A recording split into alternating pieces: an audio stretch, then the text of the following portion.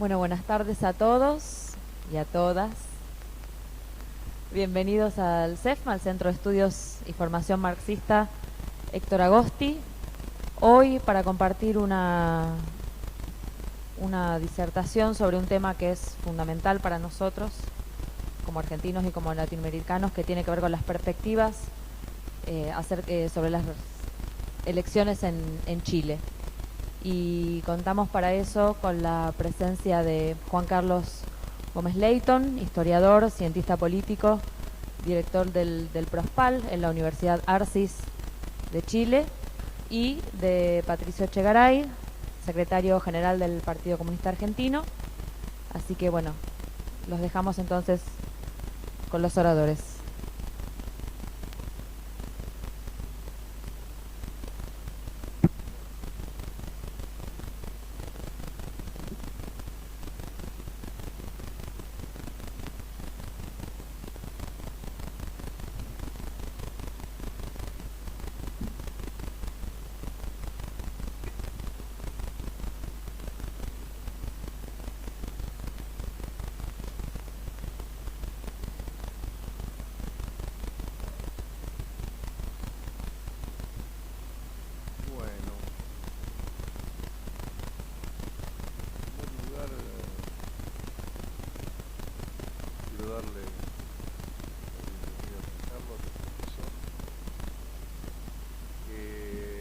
Ya nos dio, no sé si hay algunos testigos, creo que sí, ya nos dio una charla muy importante sobre aspectos históricos muy trascendentes del sistema, dado todo el tema de la universidad,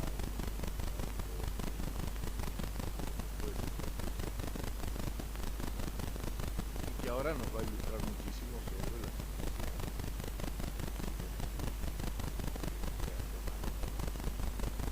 de antemano agradecemos la presencia, el esfuerzo del compañero Gómez Leyton, que nos acompaña para ilustrarnos sobre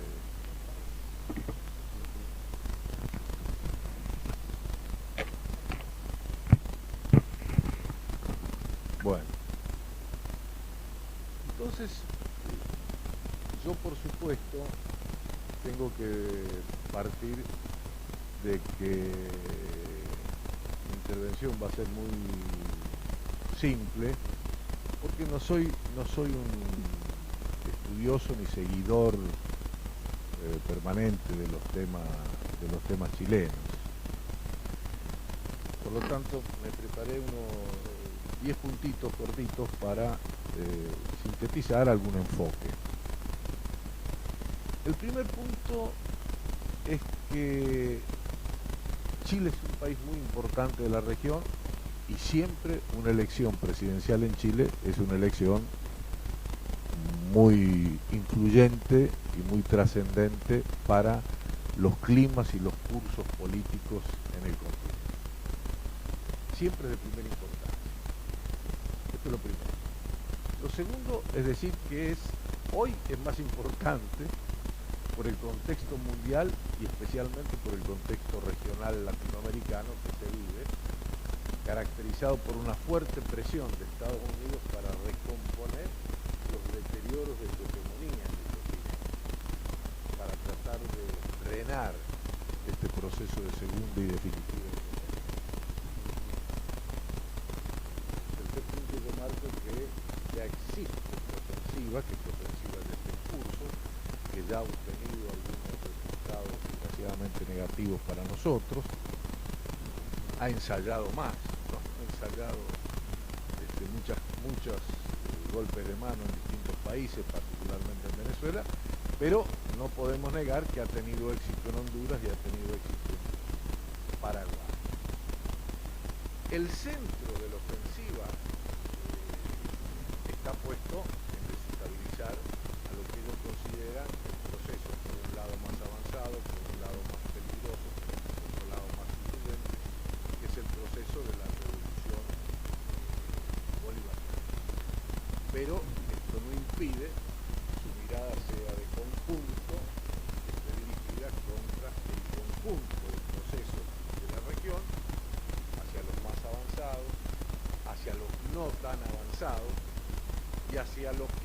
aún siendo no tan avanzados como puede ser el nuestro, sí tienen un rol muy importante en la defensa y el sostén de la revolución bolivariana por el tipo de relación que han construido desde el punto de vista de la integración, desde el punto de vista económico, etc.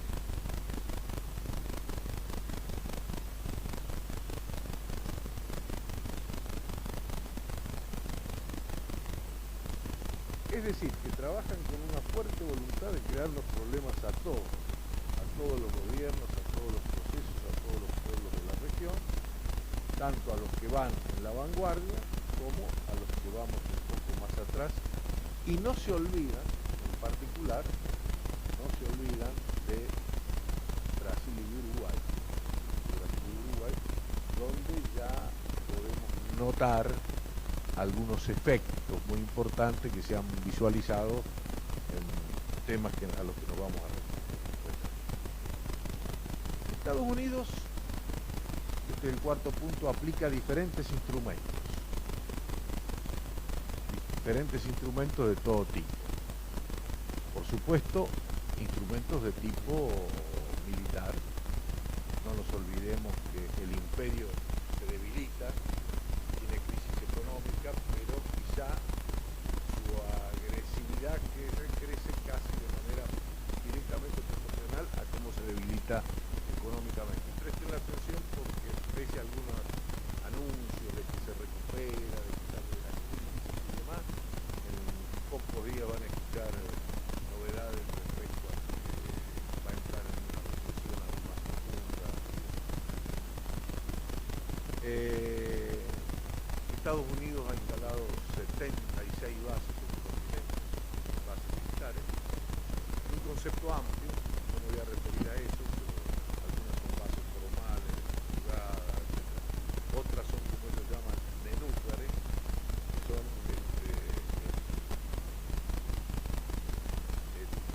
una protobase, donde están todas las instalaciones y ellos en poco tiempo, apostando a su enorme capacidad aerotransportada, se la transforman en una base. Estigarribia, por ejemplo, es una experiencia. El rol de la cuarta flota, que no se olviden ustedes que ha sido reactivada como reacción directa al proceso latinoamericano y particularmente a Venezuela, y una cosa más compleja todavía, que es el rol de Colombia, al que ellos ahora están maniobrando para tratar de incorporarlo de alguna manera en la OTAN, y que, como hemos dicho muchas veces, opera como una especie de, o podría operar, o opera en parte y podría operar más en el sentido de una especie de Israel instalado en el todos sabemos que en el proceso de desestabilización paraguayo, todos los mecanismos colombianos de seguridad, de espionaje, militares, etcétera, han actuado por todo lo alto. Por supuesto, Estados Unidos apela a fuertes instrumentos políticos. Uno de ellos, del que hablamos un poco, fue el ALCA, al que le hemos dado por potente golpe muy importante, pero ahora han puesto en movimiento otro elemento de importancia singular, casi podríamos decir una especie de segundo ALCA, que es la llamada Alianza del Pacífico. La Alianza del Pacífico está destinada a presionar sobre la región, a lograr vacilaciones en algunos países componentes de los procesos latinoamericanos y americanos, a desprender y desgajar algunos, y ya está produciendo algunos daños que no se pueden despreciar. Por ejemplo, es muy difícil disociar esta participación de segundo rango, segundo nivel de Brasil en la UNASUR de las presiones de la Alianza del Pacífico. También, por supuesto,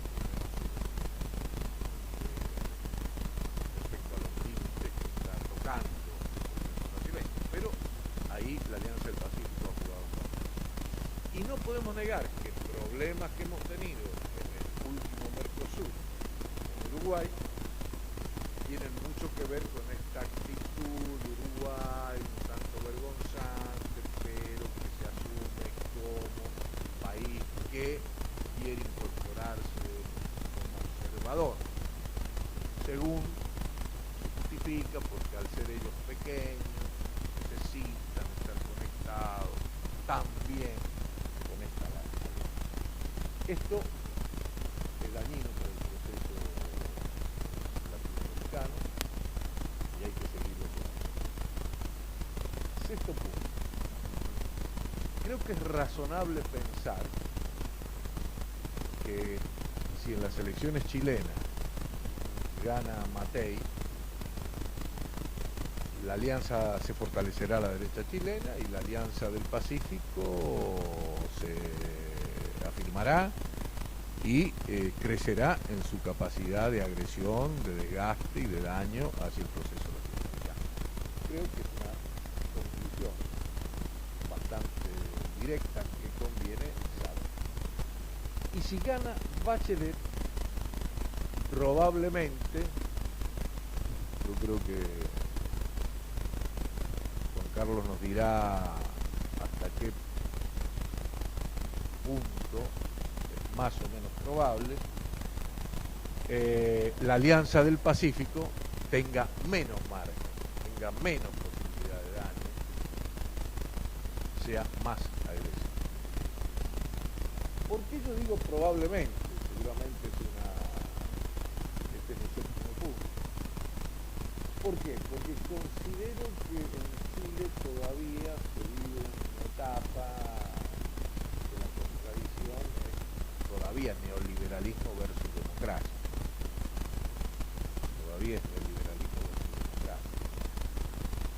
Puesto que el neoliberalismo de alta intensidad, digamos, de la dictadura de Pinochet, ha sido preservado en los 23 años de democracia subsiguiente, o más o menos preservado. Uno tiene la idea de que ha sido preservado, que no se ha permitido instalar un proceso democrático profundo post-dictadura militar. El hecho de que se haya mantenido la Constitución de Pinochet es uno de los ejemplos que siempre damos y creo que es correcto. Por supuesto, durante todo este periodo el capital extranjero no se ha visto agredido, todo lo contrario. Entiendo que ha avanzado en el aspecto del control de los recursos naturales, concentración del poder económico del país, y que los temas neoliberales de endiosamiento del mercado no retrocedieron, sino que se mantuvieron e incluso, por ahí no sé si alguien se anima a decir que potenciaron, por lo menos no retrocedieron. De eso estoy casi, me atrevo casi a afirmar. Se potenció la lógica consumista, la lógica de construir un sujeto ciudadano consumista, pasivo, transformado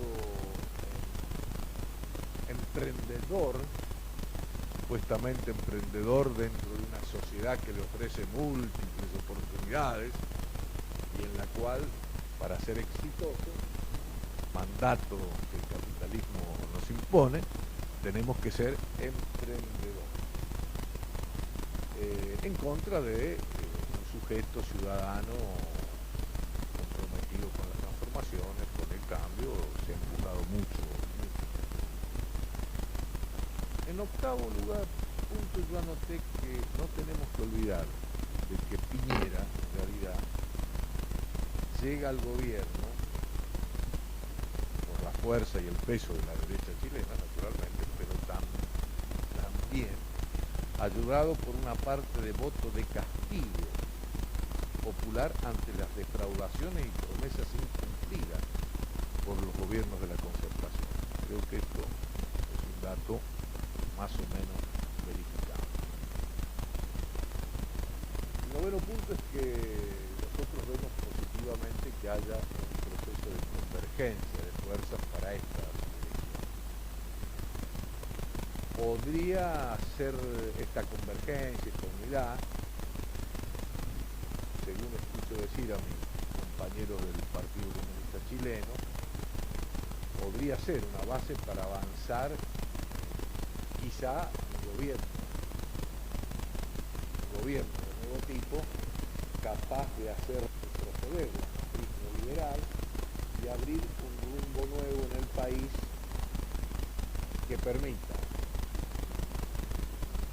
chocar con la Alianza del Pacífico, acercarse a la integración latinoamericana, es decir, podría darse, si gana esta convergencia que se ha constituido, podría haber un proceso positivo.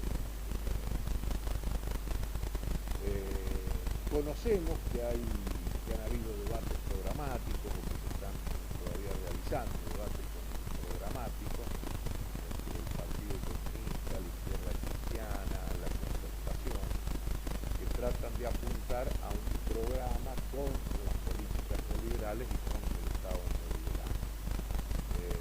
Y que en el centro de estos debates programáticos estaría la idea de, bueno, vamos a cambiar la constitución, ¿no? Nosotros eso lo vemos naturalmente con mucha positividad y con mucha esperanza. Ahora, también sabemos, y lo queremos marcar ante ustedes, solamente para no pecar de ingenuo, porque ustedes lo saben, que en definitiva no dependerá tanto del programa, los cambios que se puedan hacer, sino de la voluntad del gobierno y de la movilización popular, ¿no es cierto?, que se pueda organizar y alcanzar. Último punto, por supuesto, deseamos lo mejor.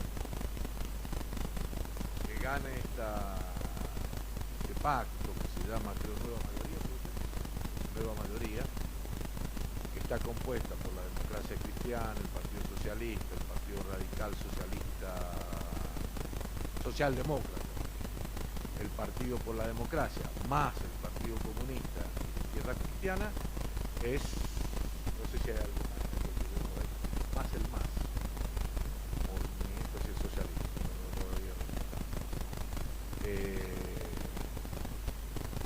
Sería, pensamos nosotros, un gran acontecimiento para Chile y un acontecimiento muy trascendente para Argentina y para América Latina.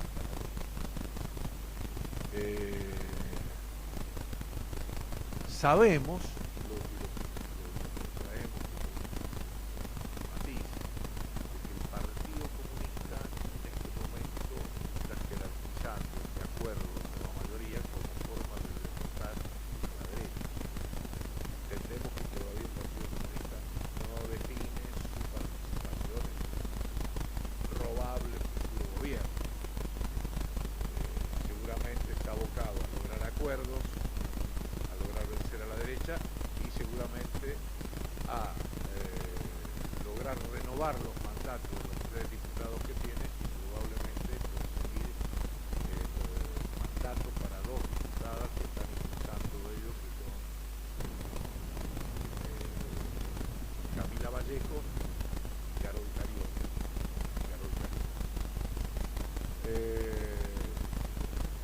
Por lo menos en Santiago, ¿no? En otro, ahí, bueno, tú nos comentarás. Yo, mi sabiduría llega hasta ahí nomás.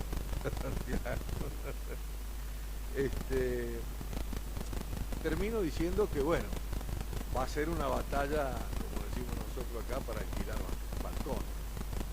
La derecha chilena está abatida, evidentemente, esta cosa de que la en medio de ciertas tensiones la nueva candidata, porque hay debate con los 2 grandes partidos, la derecha, la UDI y la Renovación Nacional. Evidentemente es una derecha muy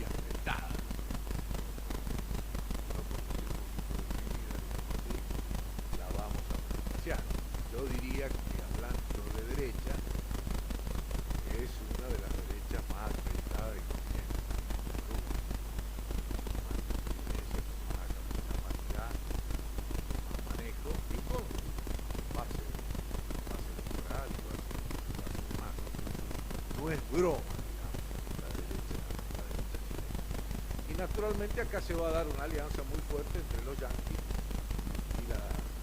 y esta derecha. Por lo tanto, entiendo que es una batalla que van a librar las fuerzas avanzadas, las fuerzas de izquierda, las fuerzas revolucionarias chilenas, las fuerzas de la izquierda, las fuerzas progresistas, en la que tendremos que tratar de tener las máximas solidaridades internacionalistas posibles, porque no es una batalla solo de los chilenos, sino que reitero, es una batalla para todo el mundo latinoamericano, que de acuerdo a cómo se defina, ayudará o perjudicará en las batallas que estamos envueltos todos. Nada más, muchas gracias.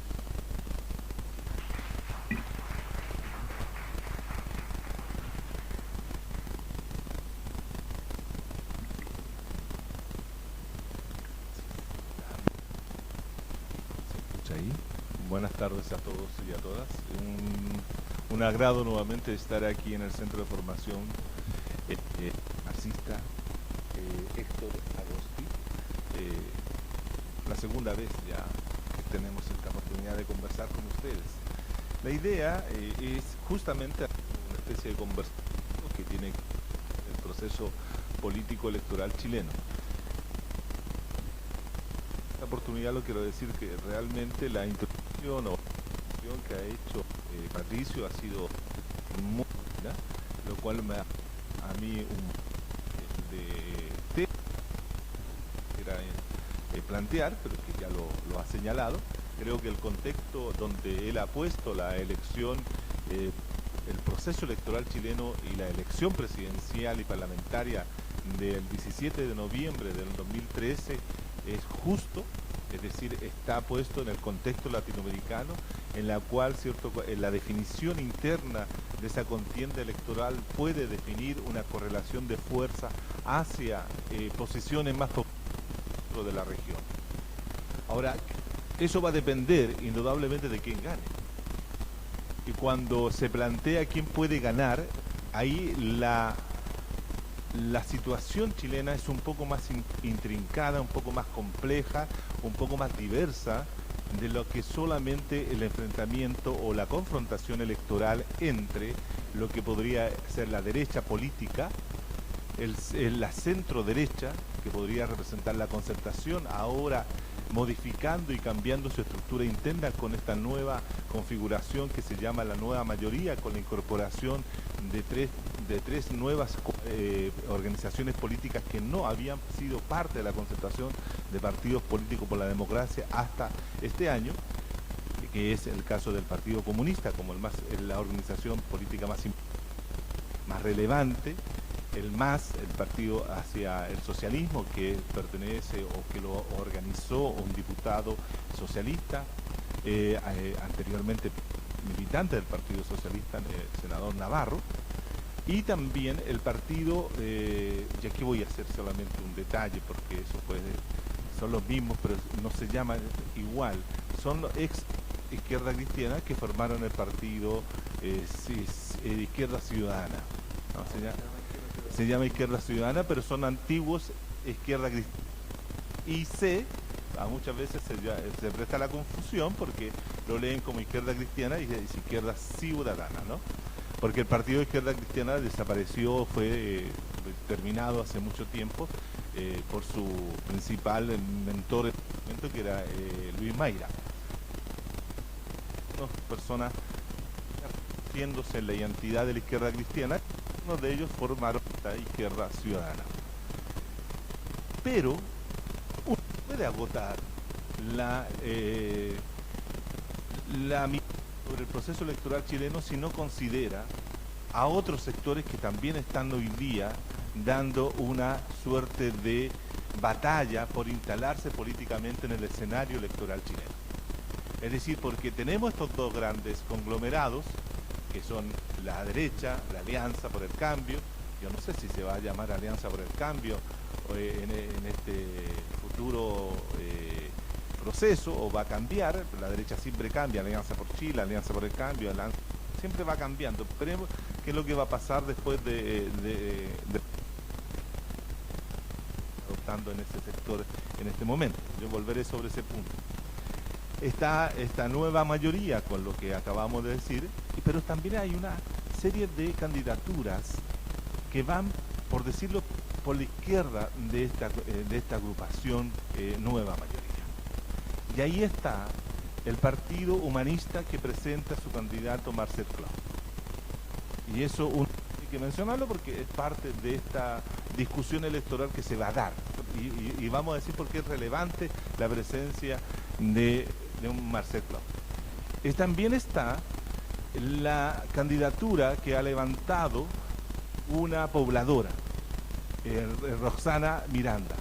Roxana Miranda es una pobladora vinculada a una organización social, incluso a un partido político que se ha configurado, que es el Partido de la Igualdad, que se plantea, ¿cierto?, desde el mundo popular y desde el mundo de los movimientos sociales populares como candidata a la presidencia. Y ella tiene una cosa interesante. Marcel Clos, por ser miembro o estar inscrito, participando del Partido de la Humanista, no necesita o no juntar firmas para presentarse como candidato a la presidencia. Por lo tanto, a la papeleta. Miranda va a hacer exactamente lo mismo. Tampoco necesita juntar firmas, 37.000 firmas, para poder ser candidato independiente. Ella puede, porque el partido está inscrito, puede, por lo tanto, llegar a la papeleta. Entonces ya tenemos dos personas que van a llegar a la papeleta. Pero también está Marco Enrique Ominami, el anterior contendor de el candidato de la Concertación, Eduardo Frei Ruiz-Tagle, en la elección pasada. La presencia del candidato Marco Enrique Ominami se quiebra lo que había sido lo duro de la Concertación, y es lo que permite, entre otras cosas, entre otros factores, lo que permite ganar a la derecha en el 2010. Y quiero señalar inmediatamente también lo siguiente: Piñera no gana con los votos del mundo popular. En ninguna de las comunas populares del Gran Santiago, que la región metropolitana donde se ubica Santiago, Gran Santiago, equivale al 35 al 40% del electorado nacional. Por lo tanto, lo que ocurre ahí, su referencia, es muy importante para tenerla en consideración en el análisis nacional. En ninguna comuna popular ganó Piñera. Eso es un elemento que hay que tenerlo presente. Piñera gana gracias a los votos de la clase media chilena. Son en las comunas de los sectores medios nacionales y de metropolitanos y de otros lugares, por cierto, del país, los que van a apoyar la candidatura y en la segunda vuelta de Piñera. Por lo tanto, quiero descartar aquello que la derecha chilena haya tenido, ¿cierto?, en la elección presidencial del año 2010, un apoyo popular. Indudablemente que sacó votos, y yo no estoy diciendo que no haya sacado votos en esos sectores, pero lo que quiero decir es que no va a ganar allí, sino que en todas las comunas populares, de acuerdo a mis estudios, ganó el candidato de la Concertación, en este caso, Eduardo Frei Ruiz-Tagle. Eso es quiero dejarlo claro. Digo entonces que en ese sentido tenemos ya a Roxana Miranda, tenemos a Marcel Clos, que van por fuera, pero también tenemos a Marco Enrique, sería un tercero, pero también hay otro candidato que sale de las filas del Partido Socialista de Chile, integrante de la Concertación, que había sido militante durante mucho tiempo de ese partido, pero que se sale del partido para configurar un movimiento en torno al llamado y convocatoria de una asamblea constituyente. Gustavo Ruz, desde hace unos 6 o 7 años, ha estado liderando un proceso de conformar una suerte de opinión pública ciudadana en torno a la convocatoria de una asamblea constituyente. Y Gustavo Ruz, en una convención que se hace de este movimiento, se proclama o es proclamado candidato a la presidencia. El tema central, que ese movimiento tiene que juntar 37.000 firmas para poder llegar a ser candidato en noviembre del próximo, de este año, noviembre 17 del 2013. Por lo tanto, ya tenemos 4. Pero no solamente está el señor Gustavo Ruz, sino también está un antiguo militante de la democracia cristiana que fue presidente de la Federación de Estudiantes de la Universidad Católica durante la dictadura, fue un sujeto y un individuo muy importante en lo que fue la oposición política del movimiento estudiantil de los años 80 a la dictadura, que es Jocelyn Hall. Jocelyn Hall. No, estoy tratando de acordarme de su nombre porque tiene un hermano que es mucho más famoso, que es el historiador y que se llama Alfredo Jocelyn Hall. Entonces, estoy tratando de acordar cómo se llama justamente el hermano. Pero él también va como candidato independiente y también está juntando las 37.000 firmas para poder llegar a la papeleta directamente. Entonces ya tenemos ahí 6. Tenemos, ¿sí? Digamos 6. Pero faltan 2 más todavía. En este momento tenemos a un señor que salió de un organismo internacional que pertenece, por decirlo así, a las ONG y que representa al Partido Verde y que también está en proceso de juntar las 37.000 firmas para poder llegar como candidato. No, miento, él no necesita porque el Partido Verde está inscrito y por lo tanto puede llegar a la papeleta inmediatamente. No me acuerdo su nombre en este instante, pero ya me voy a acordar. Y después, y finalmente, hay un candidato que es un economista, que había sido uno de los economistas que estaba trabajando con Marco Enrique Ominami, y que Franco Parisi, que también va como candidato independiente. Es decir, en este momento, contabilizando todos los candidatos que se han presentado en este instante, tenemos cerca de una docena de candidatos a la presidencia. Obviamente, como en todos estos procesos electorales ocurre, hay candidatos que aparecen más relevantes, más significativos, que aparecen más en los medios de comunicación y que se levantan, ¿cierto?, como los candidatos más fuertes y que son reconocidos como candidatos muy fuertes por todo el mundo. Y en este caso los candidatos que son reconocidos, ¿cierto?, indudablemente son aquellos que salieron, aquella que salió de la primaria que se hizo el 30 de junio pasado, en la cual compitieron al interior de la alianza por la concertación 4 candidatos. En esa primaria que dirimía quién iba a ser el candidato del sector, compitieron la señora Bachelet, Michelle Bachelet, por la Nueva Mayoría, Claudio Orrego, por el Partido Demócrata Cristiano, José Antonio Gómez, por el Partido Radical Socialdemócrata, y Andrés Velasco, que era antes militante del PPD, que había sido ministro de Economía del gobierno de Bachelet, pero que ahora se presentaba como independiente. El resultado en esa primaria de ese grupo, de ese conglomerado, fue abrumadoramente mayoritaria hacia Michelle Bachelet. Obtuvo cerca del 70 y tantos % de los votos él del sector, es decir, cerca de 1.800.000 votos. Lo que era extraordinario. Perdón, 1.560 votos, 1.560.000 votos sacó Michelle Bachelet. Ella sacó sola el 78% de la votación al interior de su sector. Muy atrás salió en segundo lugar con el 13% Andrés Velasco. En tercer lugar quedó relegada la Democracia Cristiana el otrora gran partido y poderoso partido de la democracia cristiana quedó dentro del conglomerado en el tercer lugar con cerca del 12% de los votos, y muy atrás, muy lejano, José Antonio Gómez con un 5% de los votos. O sea que la candidata fuerte de ese grupo de nueva mayoría es Michelle Bachelet. Eso está claro.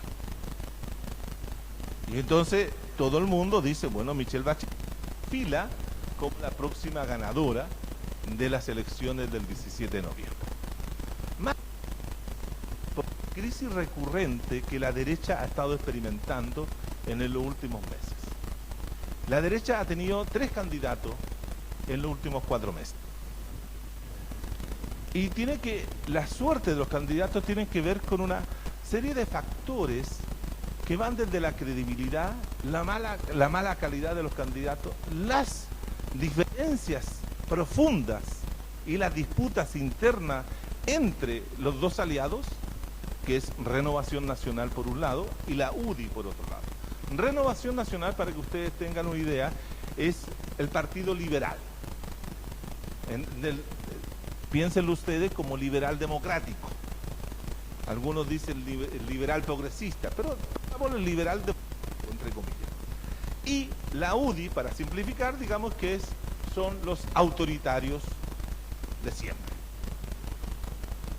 Y la UDI es el partido conservador, el partido que asume la defensa total y completa de la institucionalidad pinochetista, es el que defiende con mayor fuerza el modelo económico, es decir, la sociedad neoliberal chilena, en todas sus dimensiones, y por lo tanto ellos también tienen una permanente disputa.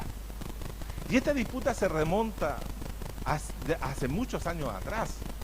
La UDI y Renovación Nacional fueron parte en algún momento de un solo partido, que se llamaba Renovación Nacional.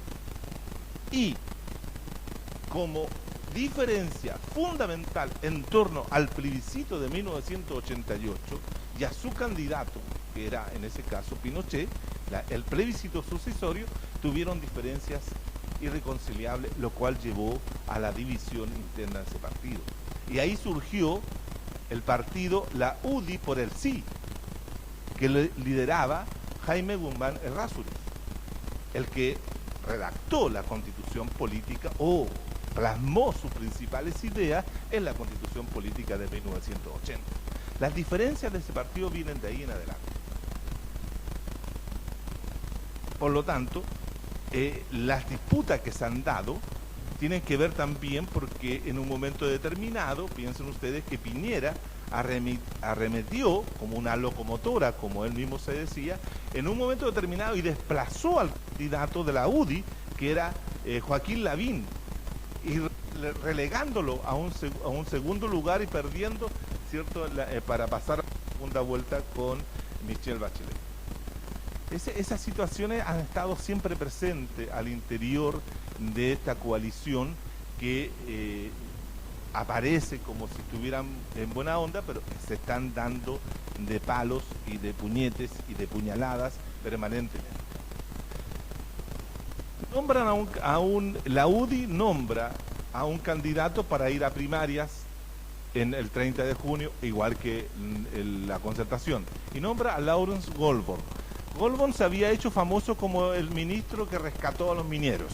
No sé si ustedes supieron el caso de los mineros, los famosos 33 mineros. Bueno, este señor que aparecía muy sonriente, que aparecía como un sujeto de clase media emprendedora, que había estudiado en un colegio fiscal como el Instituto Nacional, es decir, una trayectoria relativamente limpia, salvo que había sido cierto gerente general de uno de los empresarios más grandes del país, de Cencosud, de Paul Lomán.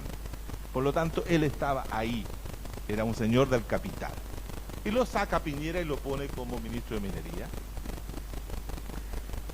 Sin embargo, en el transcurso de las campañas se descubren que este señor tiene unas cuentas privadas en los paraísos fiscales, en las Islas Vírgenes, me parece, lo cual ya constituyó un problema.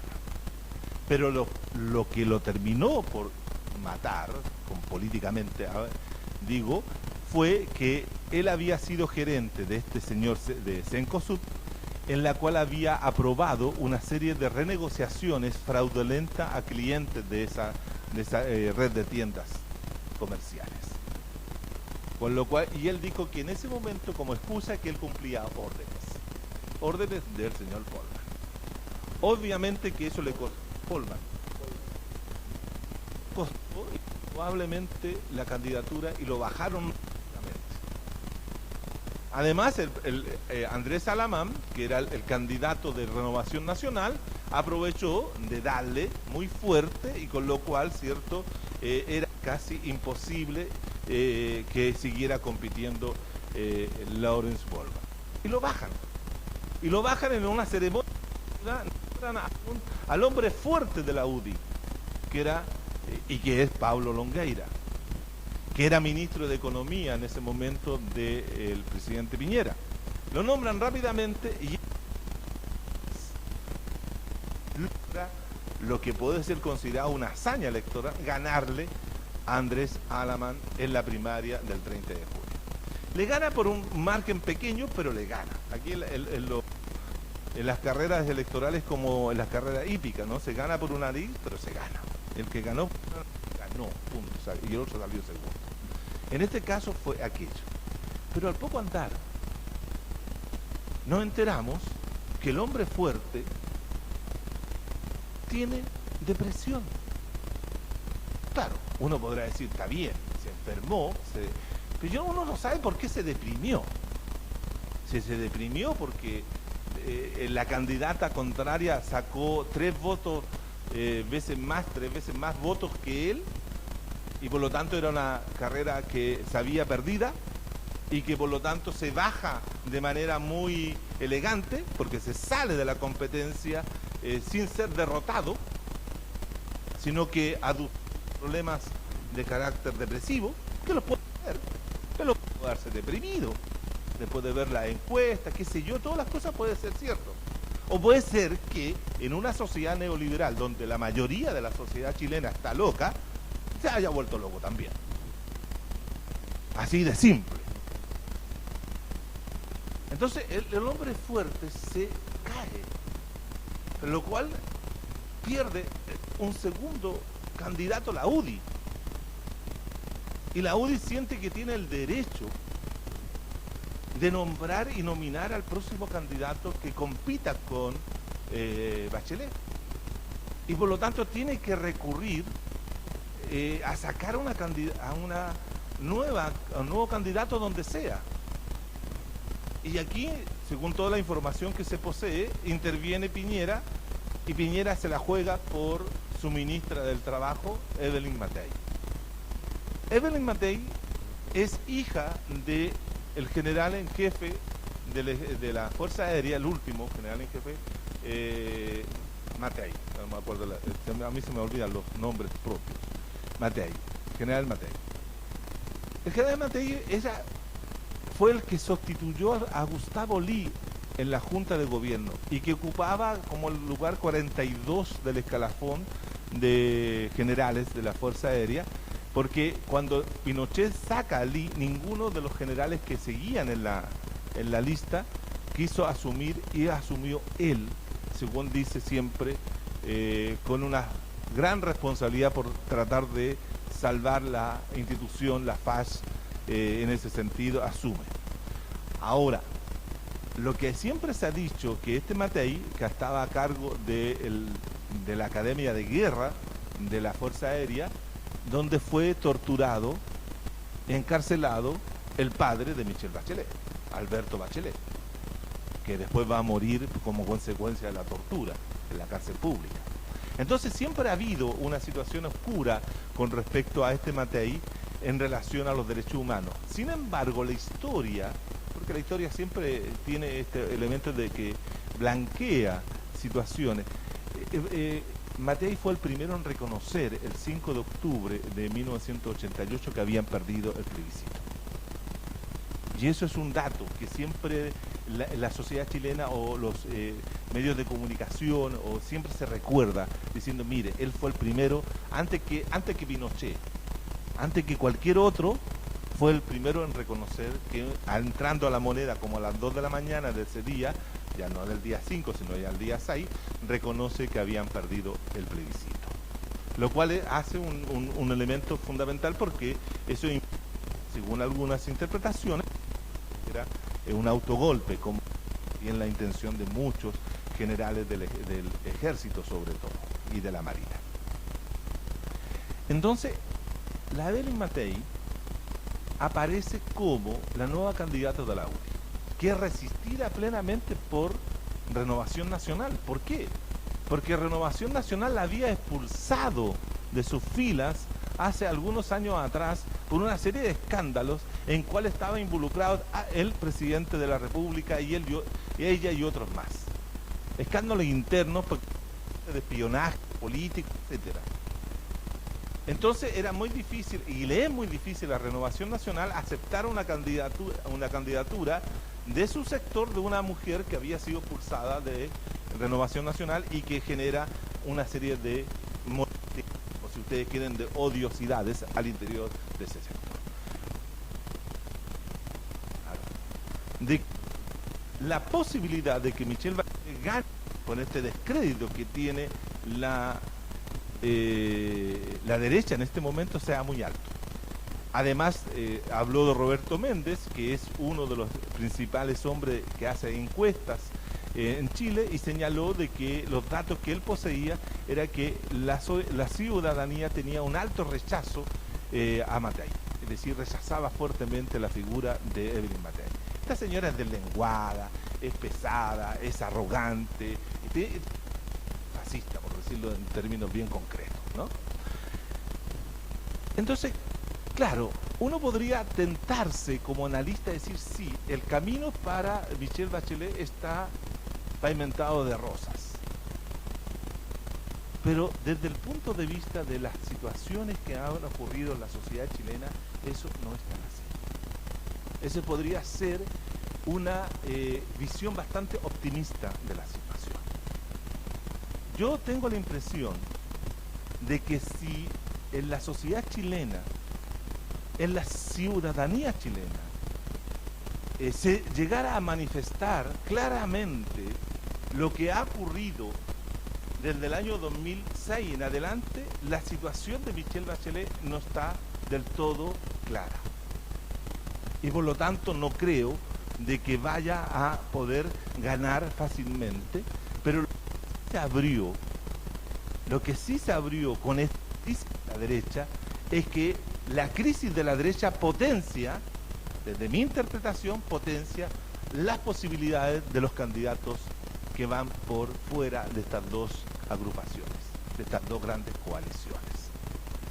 Es decir, hay una posibilidad de que candidatos como Marcel Clos, el mismo Marco Enrique Ominami, como Gustavo Ruz, o como, yo diría que esos son los tres principales de ese grupo, ¿cierto? O la misma Rosana Miranda, pudieran abrirse camino para generar un cuadro situacional electoral muy distinto a de lo que hemos estado acostumbrados en Chile en las últimas elecciones presidenciales. ¿Por qué digo esto? En Chile, en el 2006, una política que ha tenido distintos momentos y que es larga, una coyuntura larga. Y digo 2006 fue porque cuando se produce el estallido del movimiento de los pingüinos, de los movimientos secundarios, de los estudiantes. Los estudiantes secundarios en el 2000 eran sujetos que no eran todavía políticos. Es decir, eran sujetos que no podían votar, no eran sujetos electorales. Ser sujetos ciudadanos, sujetos políticos en ese, pero todavía no tenían la posibilidad de votar. Además, ellos, esos sujetos, habían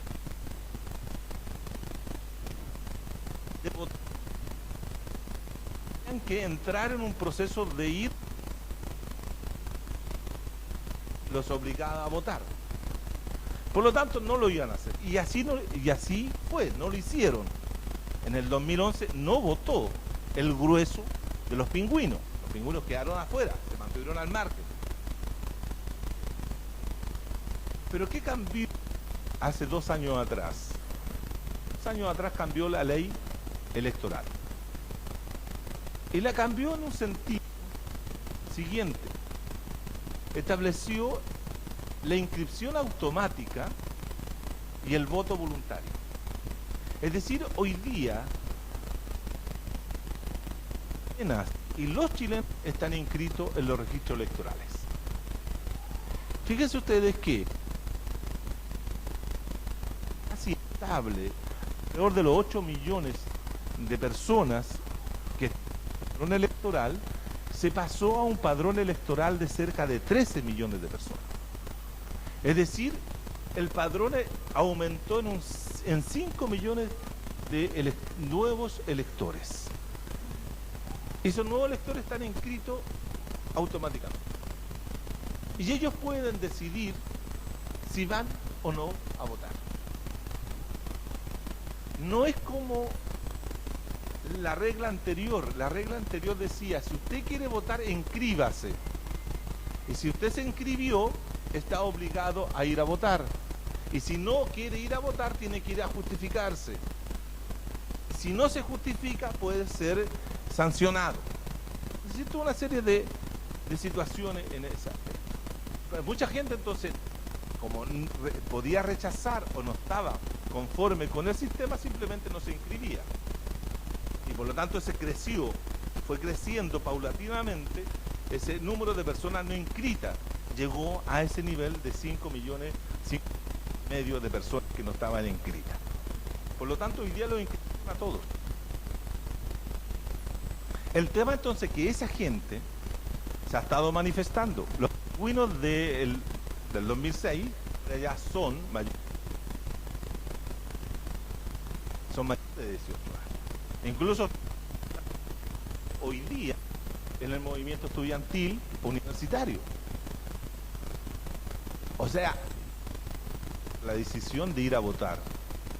Y pueden ir no en la nueva mayoría, sino candidatos alternativos.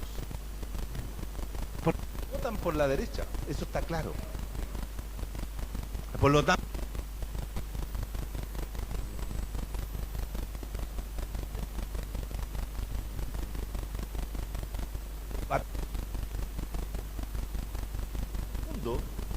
y que pasen a la segunda vuelta el Bachelet Matei, por decir. La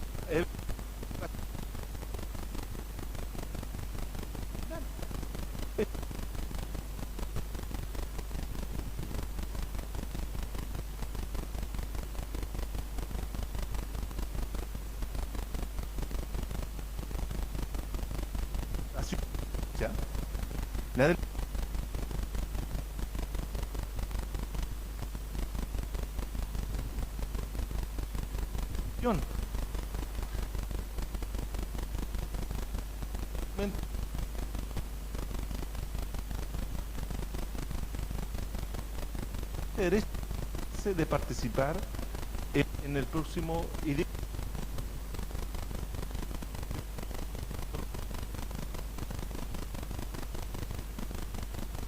una posibilidad. Posibilidades que digan evitar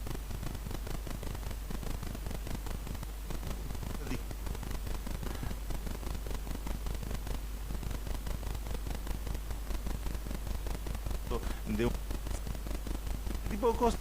Queremos alguien que nos dé cierta seguridad y por lo tanto por Michelle Bachelet y podemos ganar en primera vuelta. Eso también no puede ocurrir, ese otro escenario. Entonces Michelle Bachelet gana con los votos de la derecha y la Concertación ya ganó con los votos de la derecha en una oportunidad. En el año 1994 ganó el presidente Eduardo Frei Ruiz-Tagle, ganó con el 54-56% de los votos, porque la derecha votó por él. Era un candidato fiable para la derecha. política chilena.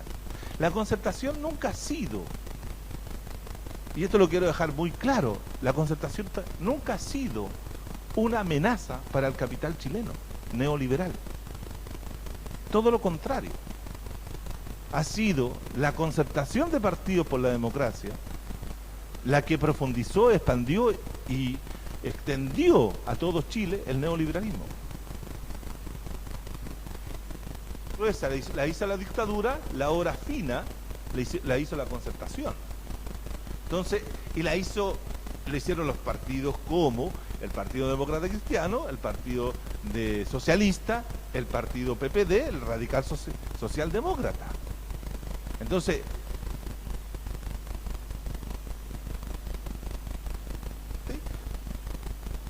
tenido durante los es que hoy día se vea de que sí fueron distintos los gobiernos de la concertación en relación a la dictadura militar.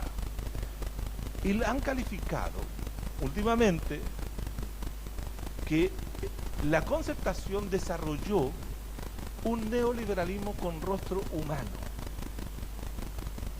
Esa es la calificación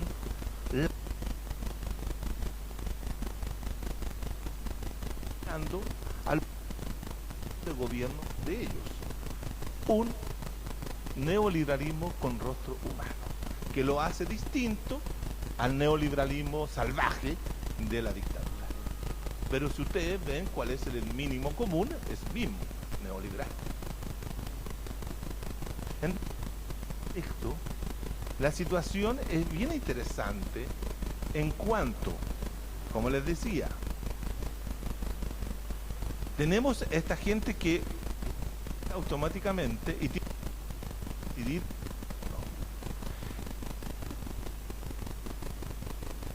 hay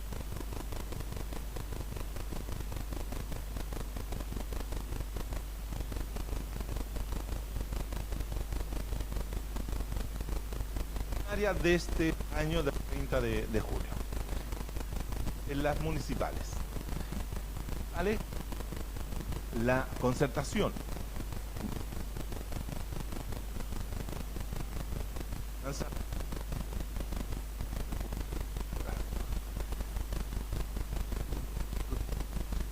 desde mi punto de vista así lo indicaban,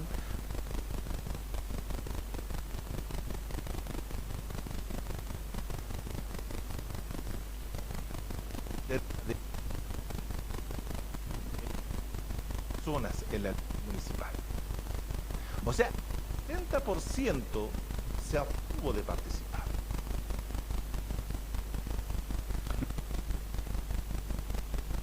Plantear de el voto voluntario. Yo para volver a ser obligatorio. Pero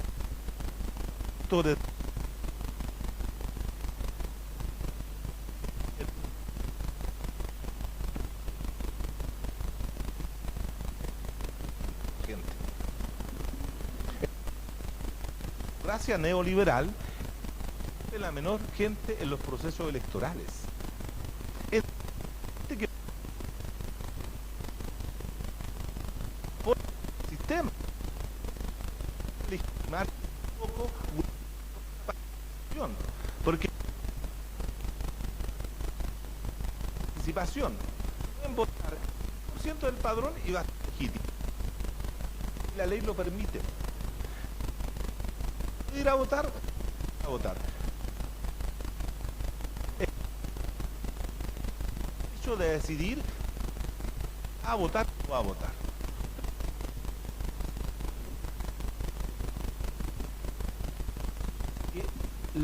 El voto de abstención, que podría ser una manifestación del voto bronco, como le llaman acá en Argentina, pierde y no es que tenga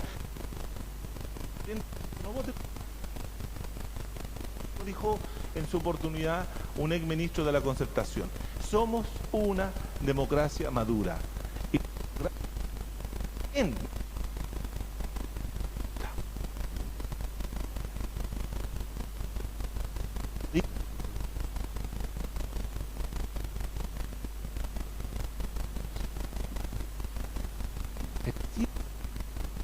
Si no, la gente es manifestación de madurez,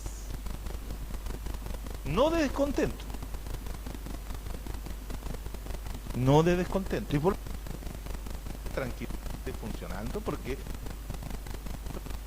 los 60 que no fueron, 60%, 40% que fue a votar. Ahora, perdón, 60%, ¿qué descubrí? En realidad, los no habían sido cerca del 49%. Del electoral del 2010, el 49% no había participado. Por lo tanto, ¿cuánto fue la abstención en las elecciones municipales del año pasado? Simplemente un 11%. Es decir, no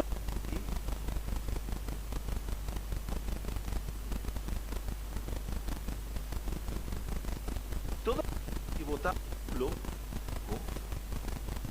dejó de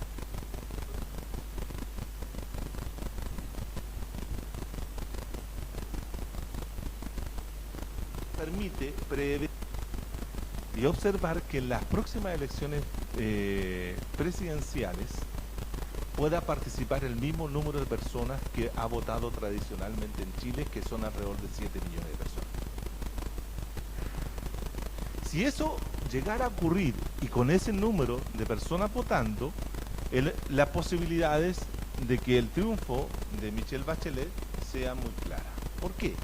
Porque solo en la elección de ahora ella obtuvo, como decíamos, 1.500.000 votos, lo cual eso le puede dar un piso para poder ganar las elecciones próximas. Pero el tema central es que si la gente, aquellos que yo denomino los ciudadanos subpolíticos, los ciudadanos que han estado permanentemente moviéndose en los márgenes del sistema institucional chileno, que al principio era una pequeña minoría, pero que hoy día, al correr de todo este proceso social, más social vivido desde el 2006 al 2011, se ha ampliado, por lo tanto ellos pueden decidir la elección próxima. Ellos pueden decidir la próxima elección. Y que ofrece o que plantea derechamente realizar lo que la mayoría de la gente quiere, por lo menos el sector, que es el tema de la realización de una asamblea constituyente para cambiar democráticamente, participativamente, inclusivamente la constitución política. Y eso se puede dar. Está abierto ese escenario. Ese escenario no está cerrado. Depende de personas que no participó en las elecciones primarias, o de ese 60% de personas que no participaron, ciudadanos y ciudadanas que no participaron en la elección municipal. Va a depender no de la candidatura de la nueva mayoría, porque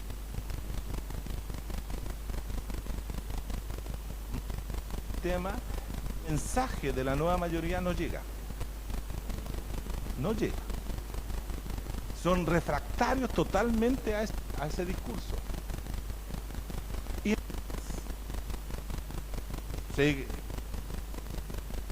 fuerte acá.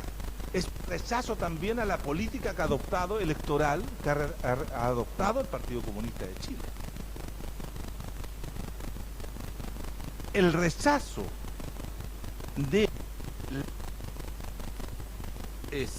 ciudadanía motivada a la política electoral del PC es muy fuerte. ¿Por qué? Porque primero, por ejemplo, la líder estudiantil Camila Vallejo decía: no queremos nada con la gente de la Concertación, no queremos nada con Michelle Bachelet, y ahora está sentada con Michelle Bachelet. Esos son pequeños gestos simbólicos que pueden llevar, ¿cierto?, a sectores que puedan ver una actitud de decir, bueno, vámonos por la más segura, porque aquí podrán llegar a hacerse los cambios pues, con tranquilidad, sin ningún tipo de del sistema político, sino los desde adentro. Pero hoy día la gente ya no cree en el camino institucional interno, y la mayoría de la población piensa de que hay que hacer cambios sustantivos por fuera, y cuando a los sectores populares. Y no me estoy refiriendo a media, porque claro, una salida institucional, pero los sectores populares no están en esa parada. Y el de los sectores populares en las primarias, en las comunas de Santiago, y nuevamente que se refleja la participación de la primaria, participación de Michelle Bachelet. O sea, Michelle Bachelet no es la candidata de los sectores populares, es la candidata de los sectores medios y altos de la sociedad chilena. Por lo tanto, ahí yo tengo mis dudas claramente de que Michelle Bachelet vaya a salirse, por ejemplo, del Pacífico. Tengo serias dudas de que lo vaya a hacer.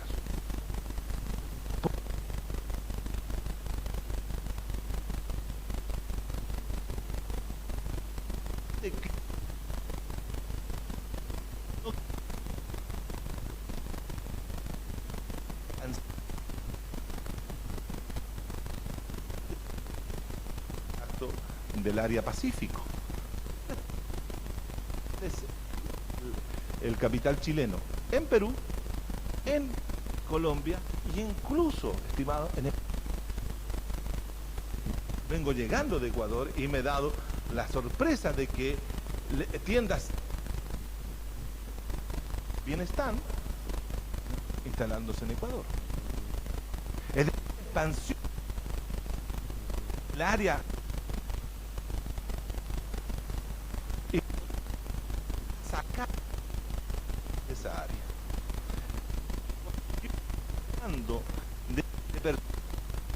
directamente económicos y principal grupo económico que interese en la economía chilena, en medios de comunicación, en retail, en minería, etcétera, representada por el señor René Cortázar.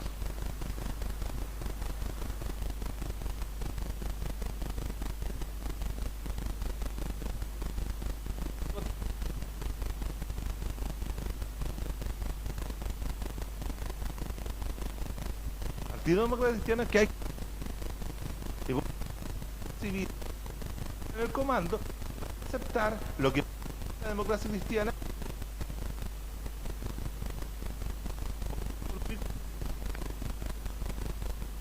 puede hacia Renovación Nacional. Y entonces la mayoría prefiere que vaya a coalición la derecha con los sectores más de derecha de la democracia cristiana, que pueden arrastrar voto de clase media, incluso ahí clase también voto popular. Entonces,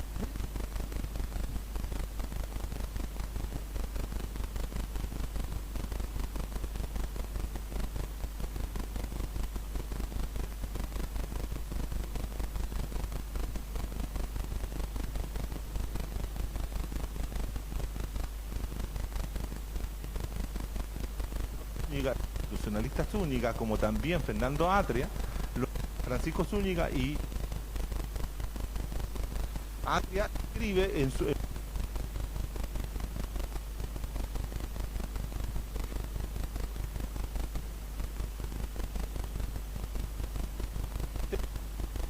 una constituyente de esas que se hicieron en Bolivia, en Ecuador o en Venezuela. Ese tipo de constituyente no la queremos, ni tampoco queremos ese tipo de constituciones. ¿Cómo va a ser la situación? Entonces, respecto, tengo la impresión de a la candidatura de Michelle Bachelet y nuevamente salidas de carácter popular en Chile. Es una coyuntura muy semejante con la coyuntura de 1988, cuando son los mismos rostros, sectores sociales, los mismos sectores políticos de aquella época, nos decían, es que elemento para Elwin, porque el elemento ya de cambiar la Constitución. No lo obtuvieron y nos quedamos 23 años con la Constitución de 1980. En el 2005 la Constitución autoritaria que con un régimen democrático, sino que yo denomino un régimen autoritario electoral, es decir, varias elecciones, pero un régimen que se inició ya la democracia es contra la democracia, porque dando la idea de que así son las democracias y no son así las democracias. Por tanto, en ese sentido, el tema es que si no hay una masiva de ese sector social que yo les digo, compone ser que siguen actuando hoy día en los márgenes, que están tratando de optimizar el proceso.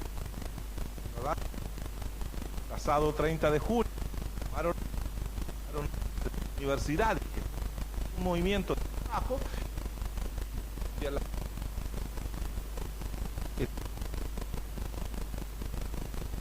de que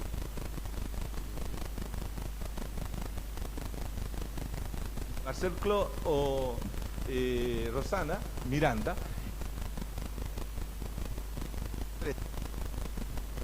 relativamente bien podían unir, podían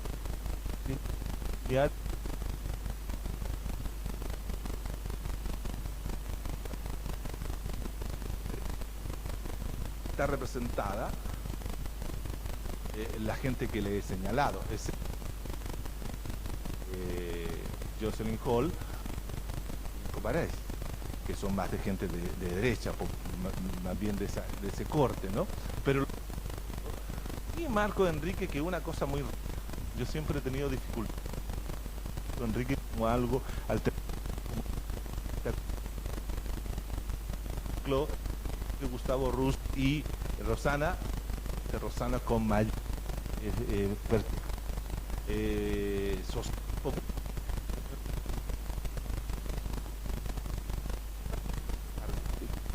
debieran aprovechar la coyuntura presidencial en el tema político chileno, por ejemplo, porque ese sería totalmente distinto. Bueno, pero los cientistas políticos, cuando hacemos pronósticos, los podemos equivocar, ¿no? Pero eso son las ciencias, eso es lo que yo veo, eso es lo que yo observo. Eso es lo que yo les podría señalar hoy día sobre el intrincado proceso electoral chileno. Gracias.